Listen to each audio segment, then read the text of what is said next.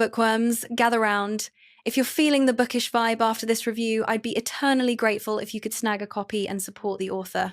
I've dropped a link down in the comments and description box for your convenience. Every little bit helps keep the literary world spinning. Hey everyone, welcome back to Better Bloom, your friendly neighborhood source for bookish insights and personal growth. Today, we're diving deep into a topic that's been swirling around in my brain for ages: how your perception shapes absolutely everything. And the book that's been helping me unpack this whole concept, none other than Somerset Maugham's timeless classic, The Moon and Sixpence. Seriously, this book is like a literary gut punch. It throws you right into the messy, complicated world of chasing your dreams versus settling for what's practical. It asks the big questions. Is there more to life than just the daily grind? Is it crazy to ditch the comfort zone for something more? You know, that nagging voice in the back of your head that whispers about poetry and faraway places.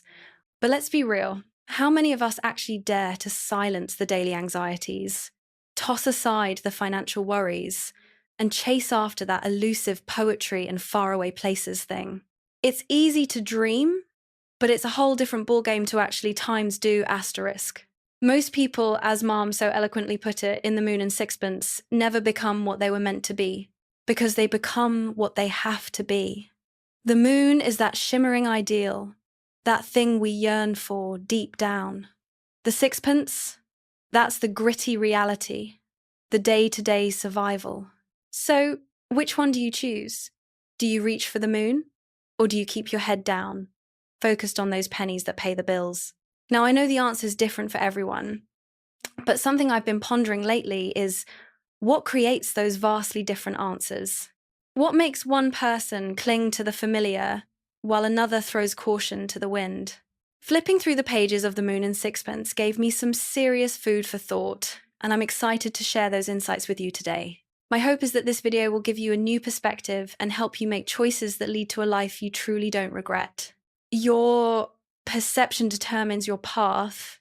Let's talk Strickland. The dude's the main character, and he's a trip. On the surface, he's got it all. A stockbroker in London, a steady income, a house in the suburbs, a wife who runs the household, and 2 adorable kids.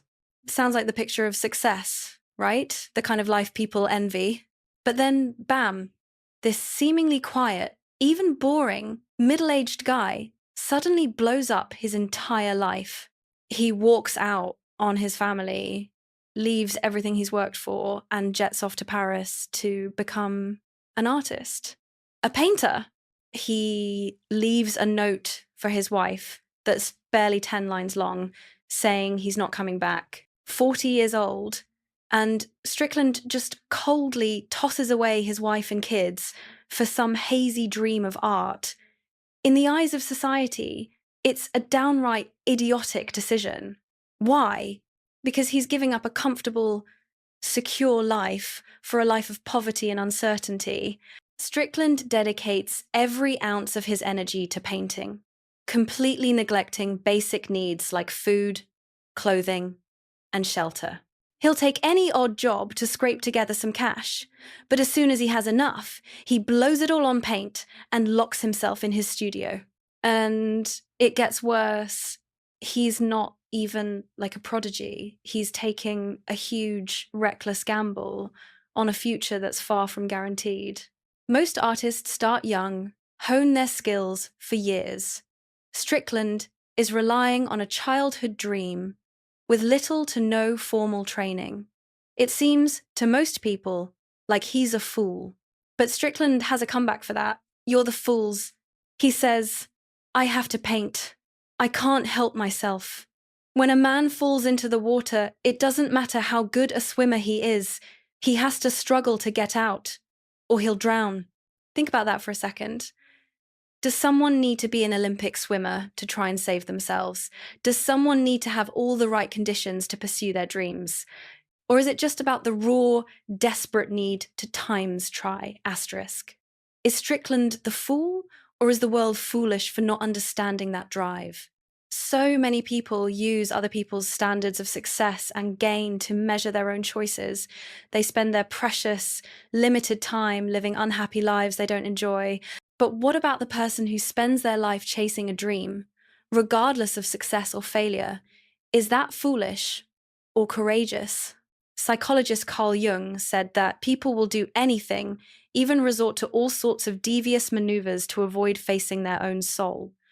Only those who dare to face their soul are truly awake. Strickland is definitely someone who dares to face his soul. He dares to step outside his comfort zone and bravely pursue his dream. Material possessions, are they light or heavy? Are they a treasure to cling to or a shoe you can kick off at any time? It all depends on you. How many people only steal shy glances at the moon, then keep their heads down to chase the sixpence that puts food on the table? The moon represents those lofty ideals, those amazing goals within our souls. The sixpence, with its small value, represents the mundane, the practicalities of life.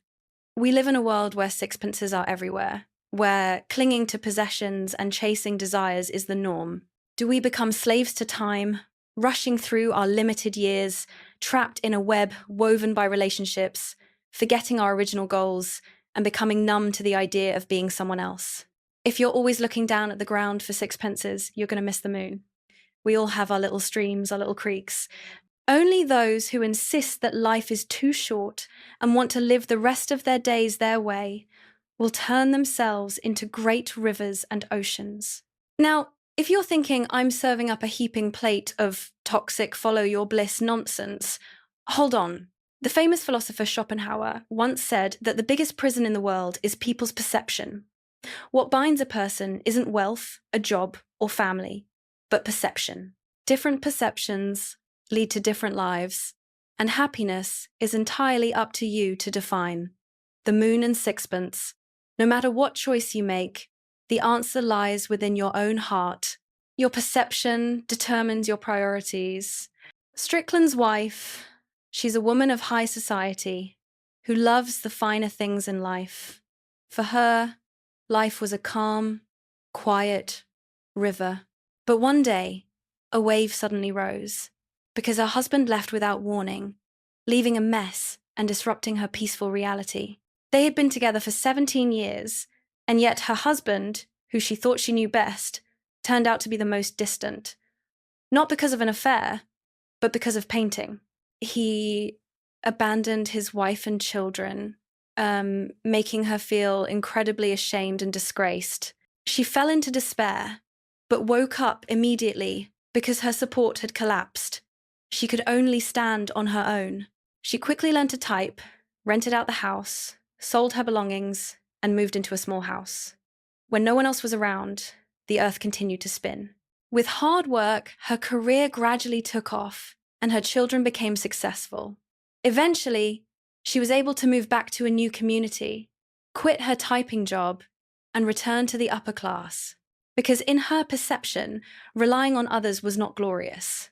Only self-reliance, along with a presentable appearance, could make her proud and was her life's goal. Different perceptions mean that a person's priorities in life will also be different. Because of this, the direction and effort will also be different. As long as you are truly happy with what you do and pursue, and there is no inner noise, no conflict or struggle, then there is no distinction between right and wrong, noble and lowly. It's all answered by your heart. Strickland put painting above everything else. He did everything to make his dream a reality. His wife put face first, so she worked hard and diligently to achieve what she wanted. You will surely receive what you sow. And it is no coincidence that two people who lived together for 17 years eventually separated, because their perceptions are now completely different. The founder of classical German philosophy once said, "I respect any independent soul, although there are some I don't recognize, but I can try my best to understand. Some people like the dim moonlight, and some people like the realistic coins. Different perceptions are difficult to reconcile, but mutual respect is still better." You don't have to be careful and live in other people's perceptions, but you don't have to point fingers or criticize other people's ways of life or perceptions. There is no fixed measure for any priority in life. As long as you face your soul, live as yourself, and do your best. That is what the author wants to convey to you. Asterisk, asterisk, your perception determines how you treat others. Asterisk, asterisk. There's another character in this novel, Stroeve. He's an artist in his 30 seconds, but balding. His painting skills are quite clumsy, but he has a wonderful eye and is very good at discovering geniuses. He is the only one who can understand Strickland's paintings and has done his best to help Strickland. When Strickland became seriously ill, Stroeve took him home to take care of him, even when his wife strongly opposed it. Unexpectedly, taking Strickland home, Stroeve's wife hated Strickland, but perhaps from the first sight, she fell in love with this man, and in the process of taking care of Strickland, there were inevitable contacts. She was truly infatuated with him and wanted to live with him. Stroeve was in extreme pain, but because he loved his wife and admired Strickland's painting talent, he finally chose to retreat and return home to his wife and Strickland, hoping they could be happy together. But unexpectedly, it didn't take long for Strickland to abandon her. Everyone will think that Strickland is really a jerk in love, but in the end, it is, because Strickland and Blanche don't have the same perception. The two people have completely different goals. Blanche pursues romantic love. For love. She doesn't care about the world's views, but she needs the closeness of her lover. However, in Strickland's heart, art comes first. He doesn't want to spend time on love, so in the end, he chose to give up. For him, two people with different perceptions and pursuing different goals in life cannot be together forever in their love. Returning to Stroeve, who loved his wife very much. When he heard the news, he hoped she would come back to him, but his waiting only resulted in a painful ending. She drank poison and committed suicide for love for another person, but even so, his love for his wife did not affect his admiration for art. He invited Strickland to live with him in his homeland of Holland, but was rejected. It can be said that the character Stroeve is a good person throughout. He is like a farmer who embraces a poisonous snake and is bitten by the snake. When the scar heals, he immediately forgets the pain and continues to embrace the snake. Stroeve seems to be a unified whole, the contradictions that God has created. He is short and fat, often misunderstood as a rich miser, but in reality, he is an artist with a keen artistic eye. His paintings lack authenticity, are flashy and distorted, but he is an honest person who doesn't know how to boast. He is kind, has a kind heart, and is generous. He doesn't think that he will meet Strickland, a person who has no one else in his eyes and is ungrateful. He loves his wife more than himself, even when he receives his wife's betrayal. He is ridiculed by his colleagues, but when colleagues borrow money, he still helps. He has lived like this, giving and giving without needing to repay. As the novel says, he is a noble and selfless person. Even if there is an extremely painful ending, it cannot hide the greatness in Stroeve's nature. Some people say that Stroeve is pitiful and foolish, but some people can understand Stroeve's nobility. Different perceptions mean that each person's way of treating others will be different. Some people live happily, helping others without needing to repay, while some people are selfish and like to benefit themselves, with only themselves in their eyes. But no matter what, no matter how harsh life is, there will always be a place that belongs to you, where you can place your clean conscience and love for all things. Your perception will determine how you treat others. Anyway, do what your conscience tells you. Live your best life and give love. As this book has said, do what you want, live in the environment you like, be peaceful and without struggle, a free life in your own understanding that is a life with perception, with a spirit that leads and illuminates. Success or failure, each person gives themselves a definition. Perception is different, and the choice of life will also be different. Some people pursue fame and fortune, and some people want quiet, leisurely freedom. How will we choose to live this life is entirely based on each person's perception. So how should we live now so that we don't have to regret it? Adler once said, "You don't live to meet the expectations of others, and others don't live to meet your expectations. Listen to your heart and choose the way of life you like." Isn't that the greatest success in life? A person's life is not just a narrow road, and it cannot be tightened with the words success or failure, good or bad, right or wrong. Everyone has their own way of life, and others have no right to interfere.